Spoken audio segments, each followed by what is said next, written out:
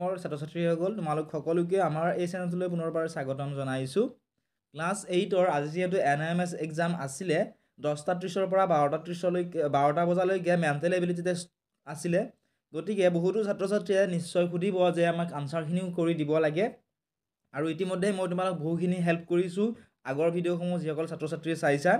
গতিকে তোমালোকে আজিৰ যিখন কুৱেশ্যন পেপাৰ আছিল সেই কুৱেশ্যন পেপাৰখন তোমালোকে স্ক্ৰীনত যিটো নম্বৰ তোমালোকে দেখিবলৈ পাইছা সেই হোৱাটছআপ নম্বৰত কুৱেশ্যন পেপাৰখন পঠিয়াই দিলে মই তোমালোকক হোৱাটছআপতে আনচাৰখিনি কৰি আনচাৰ কিখিনি তোমালোকক দি দিবলৈ চেষ্টা কৰিম। লগতে তোমালোকৰ পৰীক্ষা কেনেকুৱা হ'ল, আমি দিয়া ভিডিঅ'ৰ পৰা তোমালোকৰ কিমান নম্বৰ কমন আহিল বা কোনখন ডিষ্ট্ৰিক্টৰ পৰা তোমালোকে পৰীক্ষাসমূহ দিছা কোনোখিনি তোমালোকে কমেণ্ট ছেকশ্যনত জনাবা। আৰু তোমালোকে NIMS এক্সামৰ ৰিজাল্ট কেতিয়া দিব, কিমান নম্বৰ পাছ কৰিলে পাছ কৰিম, এইসমূহৰ বিষয়ে যদি কিবা তোমালোকৰ খোজা আছে বা এতিয়াও বুজি পোৱা নাই তেতিয়াহ'লে তোমালোকে কমেণ্ট ছেকশ্যনত সুধিবা।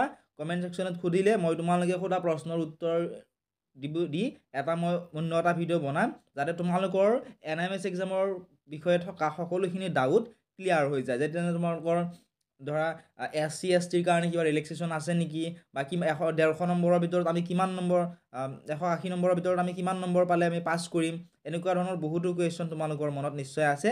গতিকে প্ৰথমতে তোমালোকে কুৱেশ্যন পেপাৰখন এই নাম্বাৰটোত পঠিয়াই দিলে মই তোমালোক আনচাৰখিনি কৰি কিছু সময়ৰ পিছতে হোৱাটছআপত আনচাৰখিনি তোমালোকক দি দিম। যিসকল ছাত্ৰ ছাত্ৰীয়ে এতিয়াও আমাৰ চেনেলটো ছাবস্ক্ৰাইব কৰা নাই ছাবস্ক্ৰাইব কৰি দিবা। লগতে ক্লাছ 8ৰ যিটো হোৱাটছআপ চেনেল আছে ডেছক্ৰিপশ্যনত লিংক দি থোৱা আছে, তাত তোমালোকে জইন কৰি ল'বলৈ নাপাহৰিবা।